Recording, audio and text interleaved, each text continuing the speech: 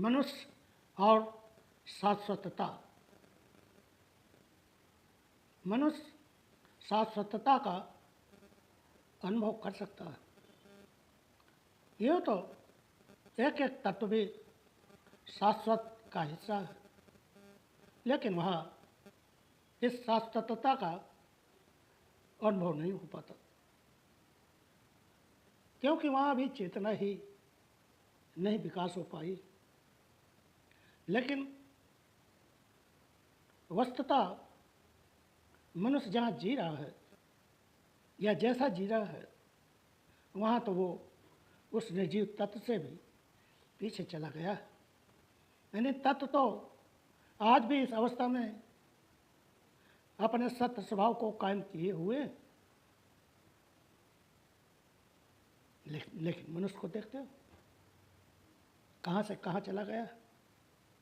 यानी इस मनुष्य ने तो अपनी शाश्वतता ही खो दी है, और यही मनुष्य समस्त प्राणियों पर कब्जा किए हुए, यहाँ तक कि यह एक एक तत्व पर भी कब्जा करके विजय पाना चाहता है। यानी विज्ञान कर क्या रहा, यही तो कर रहा कि वो एक एक तत्व को भी जान ले और उस पर अपनी पकड़ कर ले। यानी वो उस तत्व पर भी अपना कब्जा करना चाहता है। यहाँ तक कि यह मनुष्य तो उस परमात्मा या खुदाओं पर भी अपनी हुकूमत करना चाहता है। तभी तो वो उन्हें मंदिरों, मस्जिदों या मठों में कैद करके रखना चाहता है। यानी मंदिरों, मस्जिदों में ताला बंद किए जाते हैं ताकि परमात्मा या खुदा रात बिरात में कहीं भाग न जाए। यानी इस मनुष्य ने उसको भी कैद कर रखा है, जिसकी वो रात दिन पूजा प्रार्थना भी करते रहते हैं। यानी इस मनुष्य ने अपनी बुद्धि भी खो दी, और यही मनुष्य समस्त पर कब्जा भी करना चाहता है। यानी वो अन्य प्राणियों को तो मानता ही नहीं कि इन्हें भी उसी परमात्मा या खुदा ने बनाया है। मैंने तो लोगों को ये भी कहते सुना है कि ये पशु पक्षी इस मनुष्य को खाने के लिए ही बनाए गए, वरना पूरी पृथ्वी में यही कब्जा कर लेंगे। अब इनसे पूछो कि तुम किस लिए बनाए गए हो, तो फिर उनके पास कोई जवाब नहीं होता, और जो भी वो जवाब देते हैं वो सब जवाब बेहोशी के ही होते हैं। यानी मनुष्य की एक बड़ी भीड़ रात दिन दौड़ती हुई मालूम पड़ रही है, जैसे कि वो सब बड़े ही महत्वपूर्ण काम करने जा रहे हैं।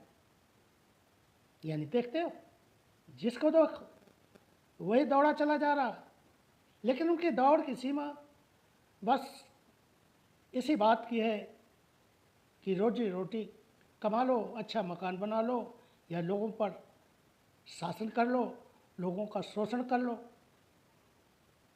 यानी उसको अपनी नीयत का ही कुछ पता नहीं है कि उसे क्या करना चाहिए या वो किस लिए इस संसार में आया। और तब होता यह है कि वो कभी भी संतुष्ट होकर यहाँ से विदा नहीं हो पाता, और न ही वो अपने जीवन में संतुष्ट हो पाता है। इसका मतलब है कि मनुष्य कहीं न कहीं बड़ी गलती कर रहा है या गलत मार्ग पर चल रहा है। यानी ये छोटी सी बात भी वो समझ नहीं पाता।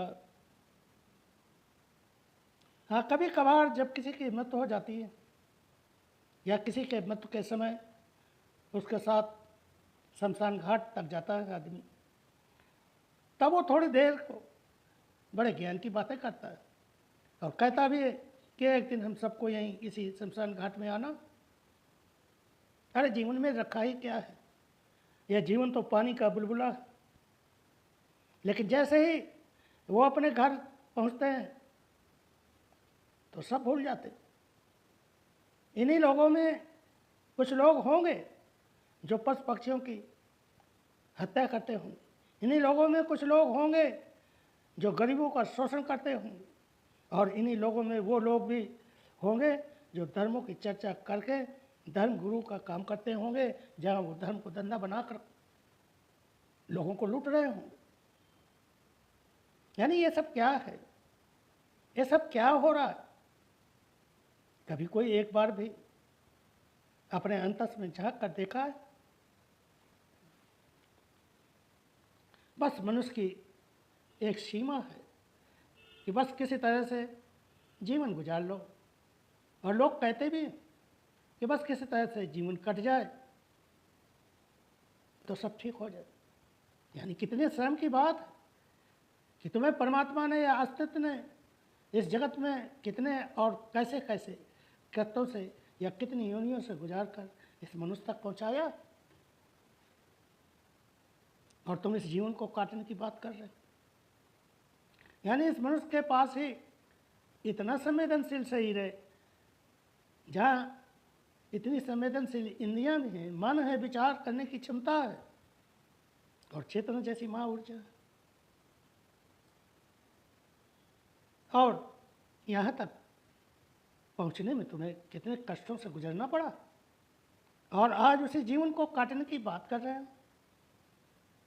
सच में ही ऐसे लोगों के लिए जीवन बोझा है। यानी इस मनुष्य ने अपनी कीमत ही खो दी, उसको अपने जीवन का कोई मोल नहीं रहा।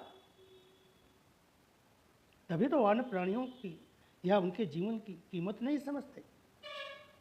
यानी ऐसे ही लोग कहते हैं कि अरे ये पशु पक्षी तो सब मनुष्य के खाने के लिए बनाए गए हैं, यानी यदि इनको नहीं खाया जाएगा तो इस संसार में मनुष्य कहाँ रहेगा। यही पशु पक्षी दुनिया में राज करें। यानी ये उस मनुष्य की सोच है जो अपने को समस्त प्राणियों में श्रेष्ठ मानता है। अब ऐसी दुनिया में क्या होगा? यानी यदि आज हर मनुष्य इस बात से चिंतित है कि जमाना बड़ा खराब आ गया है, तो इस दुनिया को बनाता कौन है? इस दुनिया को बनाया किसने? इस दुनिया को बर्बाद किसने किया? क्या इन पर पक्षियों ने इस दुनिया को खराब किया है? यानी ये कितनी छोटी सी बात है। ये मनुष्य इतना भी नहीं सोच पाता कि ये दुनिया केवल तुम्हारे लिए ही नहीं बनाई गई है, और ना ये केवल परमात्मा तुम्हारे लिए ही है। यदि कहीं परमात्मा होगा तो वो तो सबका होगा, उसी ने सबको बनाया होगा, और उन सबको बराबर जीने का हक भी दिया होगा। यानी यही मनुष्य रात दिन राजनीति भी कर रहा है, जहाँ वो समता और समानता की बातें भी करता रहता है,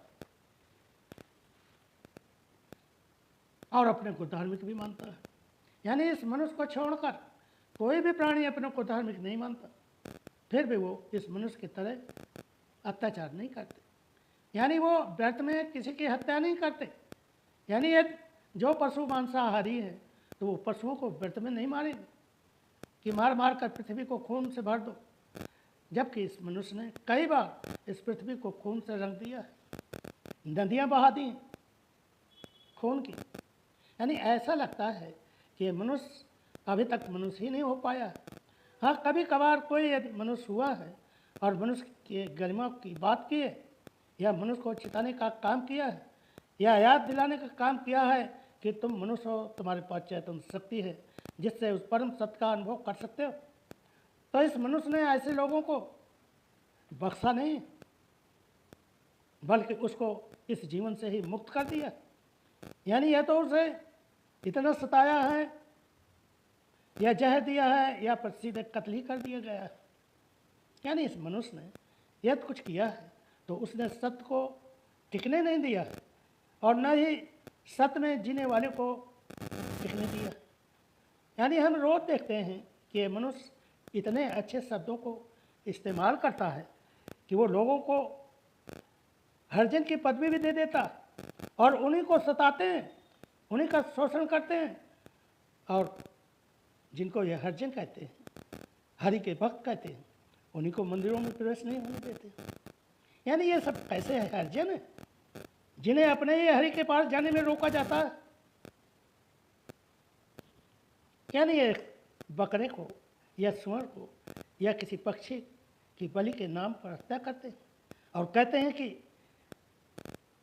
ये राम को प्यारा होगा, ये खुदा को प्यारा होगा। बड़ा भाग्यशाली था।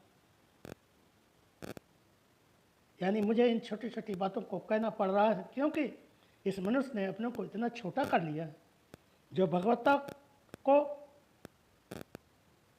उपलब्ध होकर स्वयं ही भगवान हो सकता है, वो कर क्या रहा है। ऐसे ही लोगों को